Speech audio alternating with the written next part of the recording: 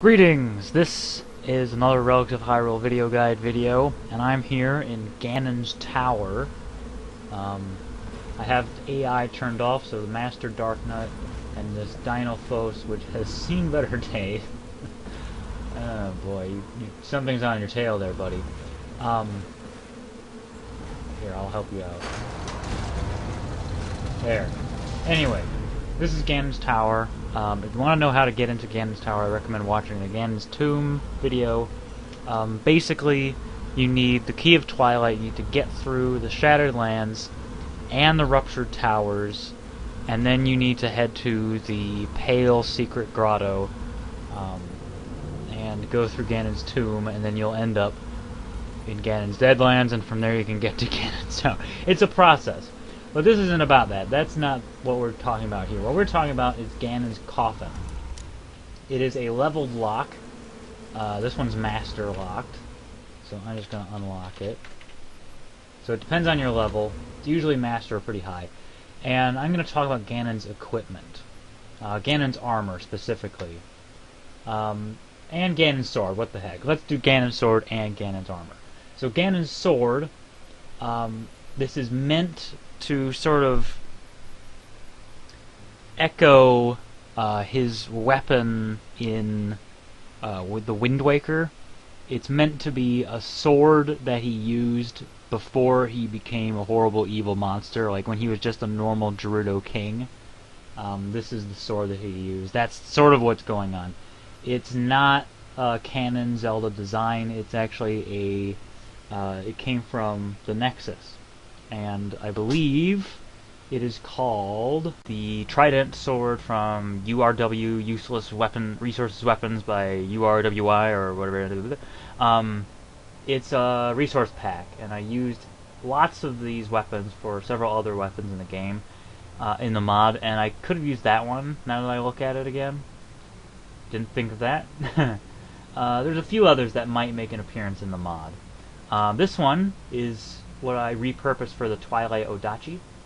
And for instance, we've got this guy used for the Moblin War Axe.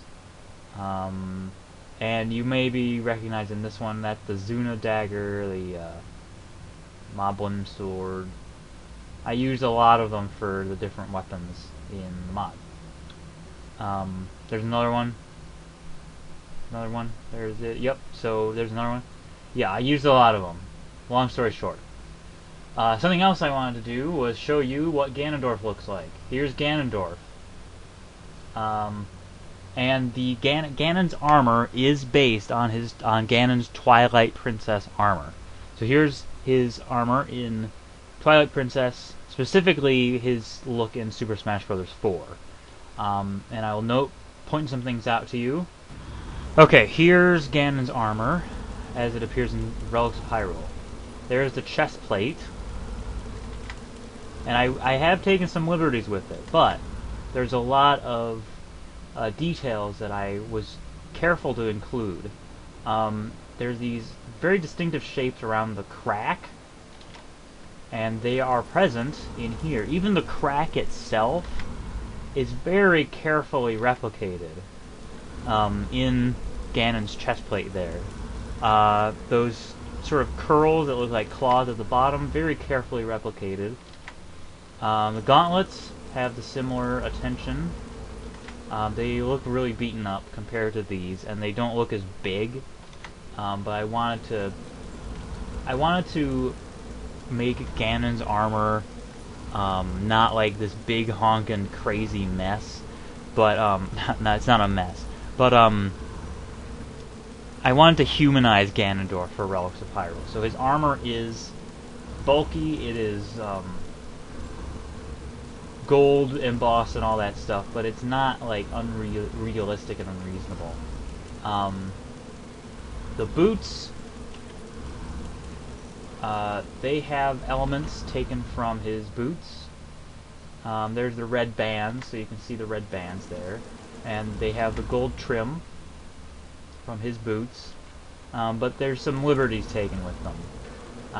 There's even the detail here on his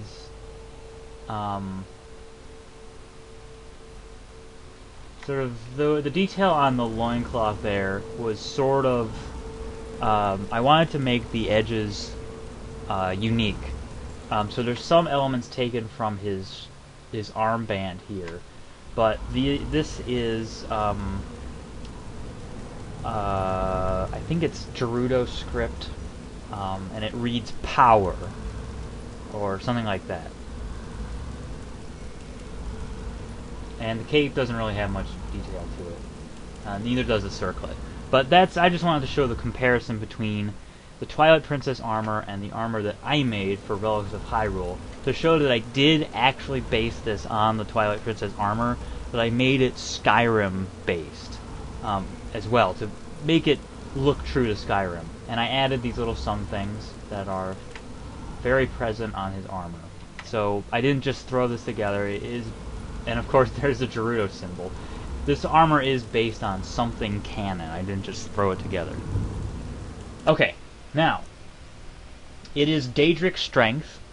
And it counts as Daedric equipment. So you could wear it with Daedric equipment and get the bonuses that you would get if you wore a full set of Daedric equipment. And the descriptions of the armor show exactly what they do. So Ganon's armor will reflect physical damage and also raise your damage resistance. Ganon's boots reduce stagger. Ganon's cape absorbs magic. Ganon's circlet fortifies armor rating, and Ganon's gauntlets reduce destruction and conjuration. And you can look in your active effects. Fortify conjuration by 25%. Circlet by 20 points. Anything else? Ganon's armor, power attacks will... So if an enemy attacks you with a power attack, it will reflect it 100%. About 20% of magicka is absorbed using the cape, and I mean that's pretty much it.